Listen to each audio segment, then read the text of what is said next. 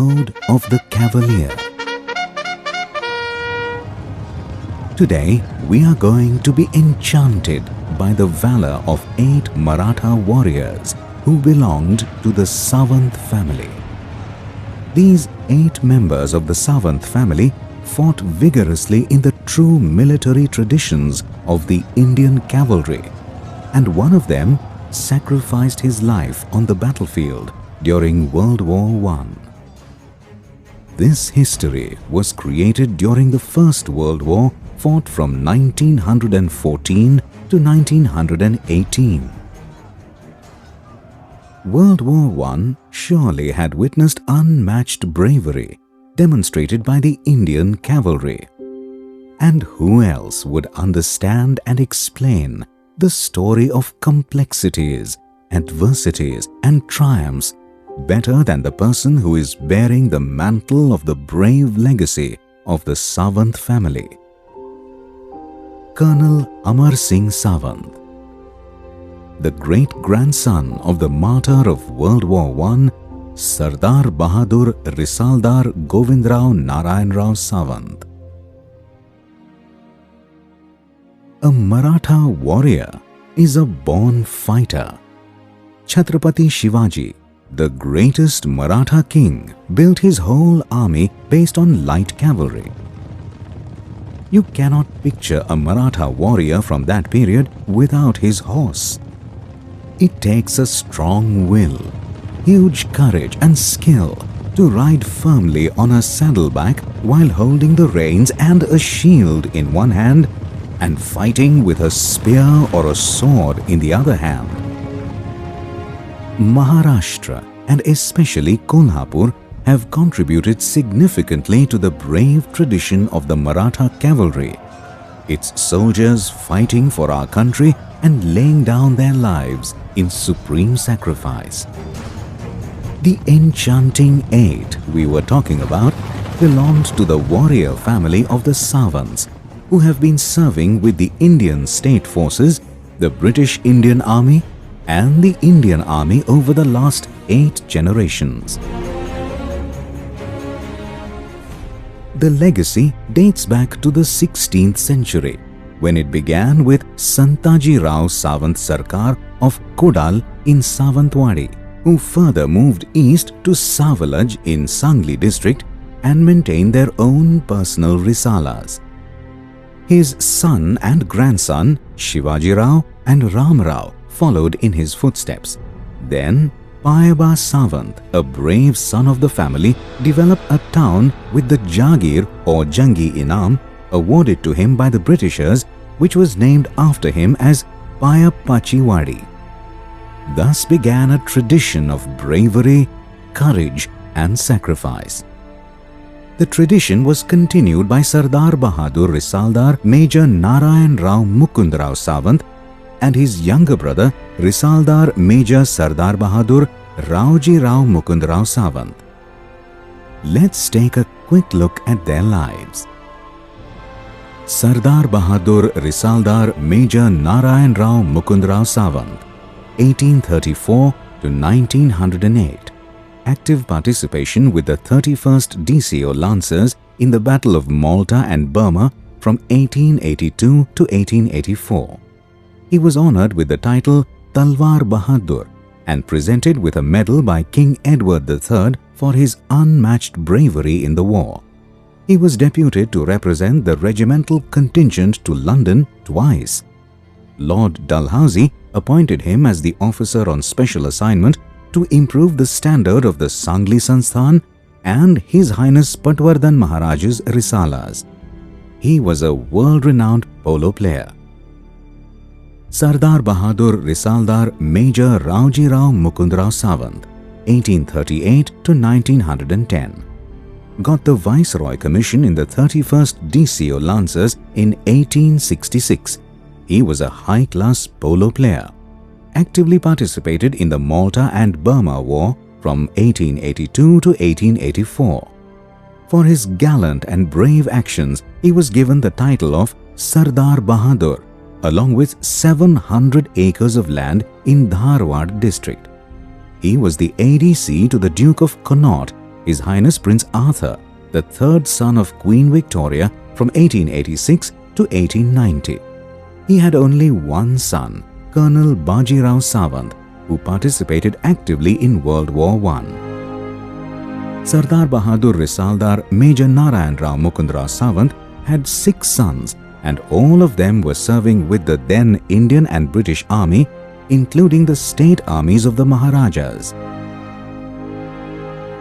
Colonel Keshav Rao Sawant, Rajratna, 1870 to 1934, an alumni of the Rajaram College, got commissioned in the Baroda Lancers, actively participated in World War I on the western frontier. He was a very high-class polo player. He was honoured with the prestigious Rajratna title by His Highness Sayaji Rao Gaikwad, the Maharaja of Baroda, retired as the Adjutant General from the Baroda State Army. Risaldar Balwant Rao Sawant, 1866 to 1890, participated in the Malta and Burma War along with his father and uncle, which means that 3 brave members of the Sawant family fought in the same war at the same time. Fought in World War I on the northwest frontier. Risaldar Ganpat Rao Sawant, 1870 to 1949. He was a tall and a slim and a well-built person, was in Budgaon state. Subsequently, he went for action in World War I, exposed to frontier state. Subedar Major Madhav Rao Sawant, 1873 to 1944. He was a Subedar Major in the 109 Maratha Light Infantry. He saw action in the Mesopotamia and did very well, for which he was awarded 3 medals. He was an outstanding polo player. Colonel Vaman Rao Sawant, Indian Distinguished Service Medal IDSM, 1875 to 1958, got commissioned into the 3rd Infantry Battalion of the Gwalior Army, ADC and guardian to His Highness George Jivaji Rao Shinde Maharaj. Went to Lamu in South Africa as a captain during World War I. Sardar Bahadur Risaldar Govind Rao Narayan Rao Sawant, 1877 to November 1915. The youngest son of Risaldar Major Narayan Rao Sawant. He was tall, 6 feet 1 inches and very well built. In the year 1895, he got Viceroy commission and is commissioned into 31st Duke of Connaught's own Lancers. Studied in Sangli and Miraj. Got the Viceroy commission in 1895 in the 31st DCO Lancers. Participated in World War I. Moved from Kohat via the Persian Gulf to Kat al-Amara on the Tigris River. On the 22nd of November 1915, the 31st DCOs along with the 6th Cavalry Brigade and the 6th Pune Division fought a very gallant and spirited battle with the Turks, and this is going to be explained by his proud heir, Colonel Amar Singh Sawant. The Battle of Siphon, which was fought on 22nd November 1915, has as a tremendous historic record fought in World War I. This battle was fought between the Turkish army and the Indian British army. The Indian British army went in an offensive along with the 6th Pune Division and the 6th Cavalry of Indian Army, which 31st Lancer DCO, that is my grandfather's regiment, was part of that. Vice versa, the Turkish army, which was in defense, had 13,000 troops and 38 guns. They had laid their defenses into 2 rows, that is the first row and the second row, at an intersect distance of between about 1 to 1.5 kilometers with equal amount of reserves in the depth. The Indian troops, that is the 6th Cavalry Brigade, which was led by General Melis, and 6th Pune Division, which was led by General Townshend, was moved from Kohat to via Persian Gulf into onto Baghdad. Now this particular place which I am referring is the Battle of Siphon, is 30 kilometers south of present Baghdad in Iraq.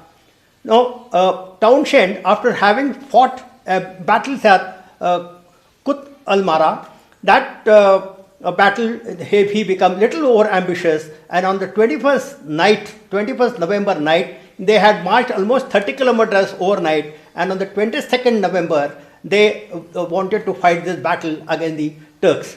Now, Turks apparently they got an intelligence, and they had developed their cavalry overnight from Baghdad, which about 700 horsemen had come over into the defenses locality, which was neglected. This particular part was neglected. Townshend apparently planned his attack as follows: the A column, B column, C column, and the flying column.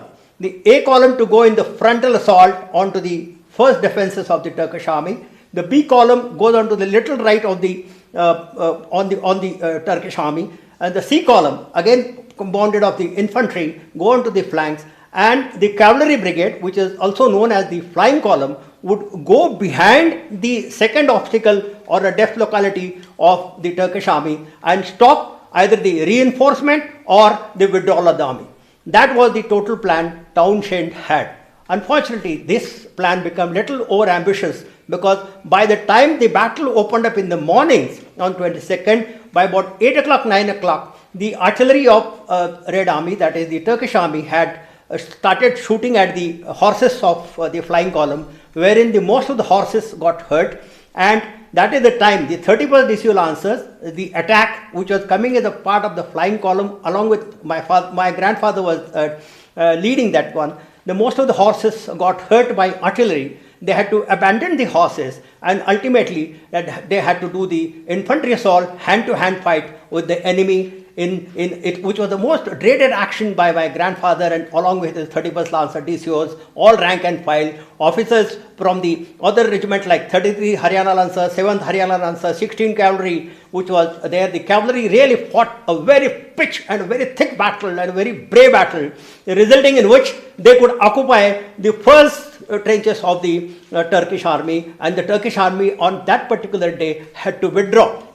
This battle continued till about afternoon, and by about 12:30, my grandfather Sardar Bahadur Isaldar Govindrao Sawant, ultimately doing a final charge, got a splinter or a bullets on his left, 9 bullets on his left he got, and he was dead right on the battlefield. For his supreme sacrifice, Sardar Bahadur, he was given a Sardar Bahadur award and subsequently given number of other medals.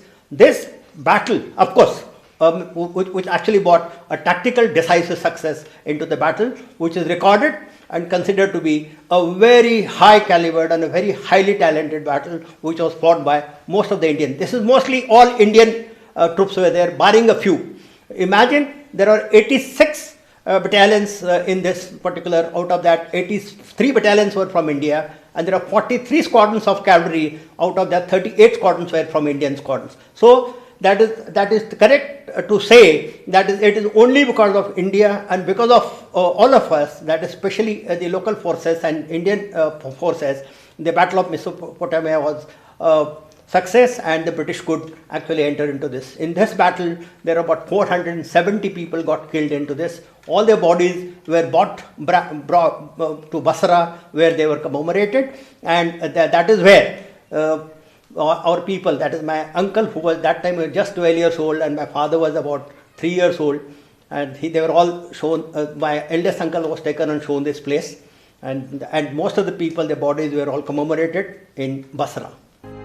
He was awarded the Victory Medal, the British War Medal, the Memorial Medal and the Memorial Cross.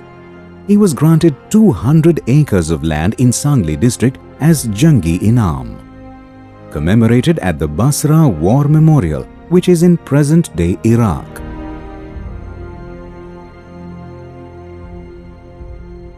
Two cousins of these 6 brothers also participated in the World War I. Colonel Bajirao Raojirao Sawant, 1873 to 1929. He was an alumni of Rajaram College, got commissioned in the Baroda Lancers, actively participated in World War I on the Western Front. He was a keen hunter and an outstanding polo player. Captain Amrut Rao Ram Rao Sawant, 1884 to 1951. He actively participated in World War I in Mesopotamia. He was the ADC to His Highness Maharaja Bhav Sahib Patwardhan of Jamkhindi. He was also an outstanding polo player. The cavalry was known as the backbone of the army and was a decisive arm, which was personally led by the Maharaja or the Prince.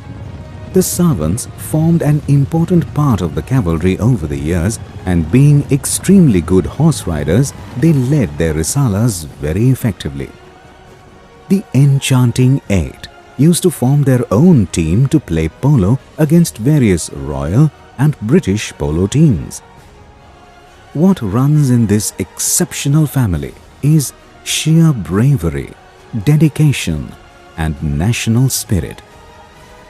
The next generation was Shivaji Rao, Dattaji Rao, Major Ramchandra Rao, Gwalior Army, and Rangarao Savant. Later, Major Ramchandra Rao's sons Pratap Rao, Gulab Rao, and Colonel Amar Singh Savant, 82nd Armoured Regiment, carried on the legacy. The tradition of gallantry has been inherited by the grandchildren of Major Ramchandra Rao Savant by Ranjit, Satyajit, Indrajit Gaurav, and Parantap Savant. Now coming to the Savants of Payapachivadi, I just said that 8 generations were serving the defense services right from the British days to the Risalas and through the state forces of Baroda and Gwalior. Some of them served with the 31st DCO Lancers. And I am coming to the last one in the generation, that is Colonel Amar Singh Savant.